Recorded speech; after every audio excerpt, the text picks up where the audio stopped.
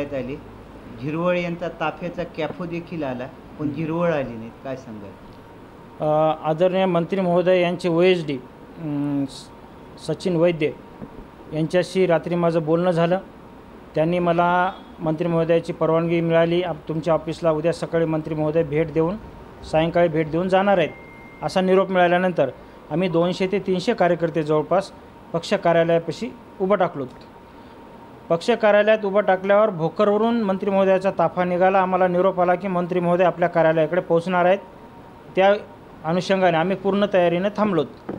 परंतु मंत्री महोदयांचं police production आमच्या कार्यालयाला पोहोचलं आणि मध्ये एक रावणगावकर नावाचा जिल्हाध्यक्ष जे पक्षात आमच्या काल परवा आला नव्यानं, त्यांनी मंत्री महोदयांना चुकीची रस्ता दाखवून फक्त मंत्री महोदयाची सेपरेट गाडी मधल्या रस्त्याने त्यांनी रेल्वे स्टेशनला पोहोचली. ॲक्च्युअल रेल्वे गाडीला अर्धा तास टाईम बाकी होता, अजूनही गाडी पोहोचली नव्हती. हे सगळं राजकीय षडयंत्र नवीन आलेल्या गटाकडून जुन्या गटाला बाजूला करण्याचं चालू आहे. यापूर्वीही अजितदादा आदरणीय आमचे नेते 3 वेळेस नांदेडला आले. एक वेळेस रतन टाटाजी वारल्यामुळं त्यांना ऑफिसला येता आलं नाही. दुसऱ्यांदा दादा येणार होते, पुन्हा एक अडचण आली त्याच्यामुळे दादाला येता आलं नाही. तिसऱ्यांदा काहीतरी कार्यालयाच्या बाबतीत चुकीची माहिती सांगितली. आमच्या कार्यालयाच्या बाबतीत मी पूर्ण पेपर परवानगीसहित कॅरेक्टर सर्टिफिकेटसहित संपूर्ण दादाकडे आणि आदरणीय आमचे नेते तटकरे साहेबाकडे दिलेत. या मराठवाड्यात असं कार्यालय नाही. हे काही आमदार आणि माजी आमदारांच्या नजरात हे भरलेलं आहे आणि हे नवीन आलेले लोक या जुने आम्ही निष्ठावंत. आज मी 30 वर्षापासून पवार साहेबांच्या विचाराशी एकनिष्ठ आहे. माझ्यानंतर काही लोक पक्षाशी गद्दारी करून मागच्या 2012-14ला गेले, ते निवडून आले, तिथं सत्ता भोगली, तिथं सत्ता गेली म्हणून आज आमच्याकडे आले आणि आमच्याकडे येऊन असं हे कुरघडीचं राजकारण चालू केले.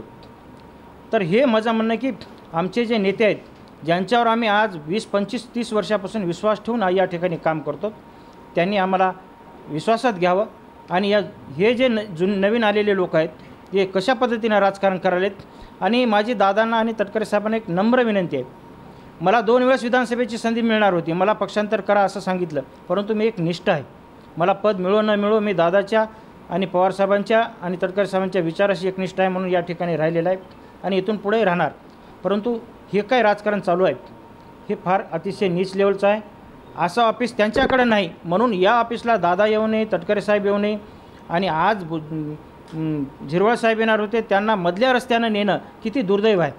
मंत्र्याचं पोलीस प्रोडक्शन कार्यालयासमोर पोहोचते आणि मंत्री महोदयाला ते बाळासाहेब रावणगावकर नावाच्या जिल्हाध्यक्षानं जे काल परवा पक्षात आला आहे त्यांनी त्यांना मधल्या रस्त्यानं स्टेशनला नेलं. म्हणजे हे कार्यकर्त्यावर एवढे नैराश्याचं वातावरण तयार झालं आहे की नवीन आलेला गट वारंवार जुन्या कार्यकर्त्याला दाबण्याचा प्रयत्न करते, बाजूला सारवण्याचा प्रयत्न करते. आणि मी एक जुना आणि निष्ठावंत असल्यामुळं माझे नेते अजितदादा पवारसाहेब आणि तटकरे साहेब आहेत. मी बाकी कोण नवीन आले आणि कोण जुनं आले, कोण जुनं आहे त्यांना विश्वासात घेणारा माणूस आहे. मी कोणाच्या दबावाला बळी पडणार नाही, कारण माझा नेता आणि मी माझ्या नेत्याशी एकनिष्ठ आहे. परंतु यापुढं जर असं राजकारण चाललं तर मग मात्र आता याचा विचार तटकरे साहेब आणि दादा निश्चित निर्णय घेतील याची आम्हाला अपेक्षा आहे. कारण आम्ही गट बदलू माणसं नाही आणि मी सत्तेसाठी हापापलेला नाही. ज्या माजी आमदारांना परवा पक्षप्रवेश केला आहे त्यांनी राष्ट्रवादी सोडली 2012ला आणि तिकडे आमदार झाले, तिथली सत्ता गेली, लगेच इथं आलेत आणि महामंडळ मागालेत. म्हणजे यांना शरम नावाची चीज नाही. माकडासारख्या इकडून तिकडे उड्या मारणं, तिकडून इकडे उड्या मारणं आणि निष्ठावंत कार्यकर्त्यावर अन्याय करणं हे दुर्दैवी आहे. तरी पण आमचा एकही कार्यकर्ता खचणार नाही. दादाच्या आणि तटकरे साहेबाच्या पाठीशी आम्ही खंबीरपणे उभे राहणार आहोत. परंतु असं चुकीचं राजकारण या नवीन आलेल्या लोकांनी करू नये अशी माझी नम्र विनंती आहे. आणि जर असं राजकारण करायचं असेल तर निश्चित याचा निर्णय आमचे नेते अजितदादा पवारसाहेब आणि तटकरे साहेब घेतील. आज या ठिकाणी एवढं मोठं मी कार्यालय उभं केलेलं आहे. एवढं सज्ज कार्यालय नांदेड जिल्ह्यात आहे का दाखवा. माझी विनंती होती की दादांनी या कार्यालयाला फक्त दादाचे पाय लागावे, तटकरे साहेबाचे पाय लागावे. परंतु या लोकांनी हे एवढं चुकीचं राजकारण केलं आहे. माझ्याही कार्यालयाची चौकशी करा. जर याच्यात काही दोष असेल तर माझ्या कार्यालयाची चौकशी करा आणि दुसऱ्या नेत्याच्या कार्याची चौकशी करा. जर मी चुकीचं वाटत असेल तर माझ्यावर कारवाई करावी आणि त्यांचे जर कार्यालय चुकीचे असतील तर त्यांच्यावर सुद्धा कारवाई केली पाहिजे, त्यांच्यावर सुद्धा कार्यालयाला जाताना विचार केला पाहिजे. ही माझी कार्यकर्त्याची प्रामाणिक भावना आहे. बरे गटतट कोणाच्या सांगण्याहून होत आहे असं तुम्हाला वाटतं? नाही, गटतट म्हणजे त्यांना काही सवय आहे काही लोकांना की हुकुमशाहीचं राजकारण करायचं. कोण आहे पण ते असं करणार नाव? आता करणारे नावं उघड आहेत, घेण्याची काय गरज आहे. नवीन आलेले सांगितले ना, पक्षात नवीन माजी आमदार आलेत, काय आमदार आलेत, हे त्यांचं राजकारण चालू आहे. परंतु अशा पद्धतीचं राहू नये. पक्ष संघटन वाढवायचं आहे, पक्ष मोठा करायचा आहे.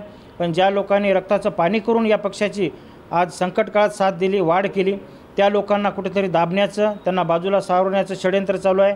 कारण हे सत्तेसाठी हापापलेले लोक आहेत. यांनी 5 वर्षाला पक्ष बदलतात. पुढचे 5 वर्ष येईपर्यंत यांना जर मंत्रिपद किंवा अजून महामंडळ मिळणार गेलं तर मी आजही निश्चितपणे सांगतो, एक इमानदार कार्यकर्ता म्हणून हे पुढच्या 5 वर्षापर्यंत राहतील किंवा नाही याची शाश्वती नाही.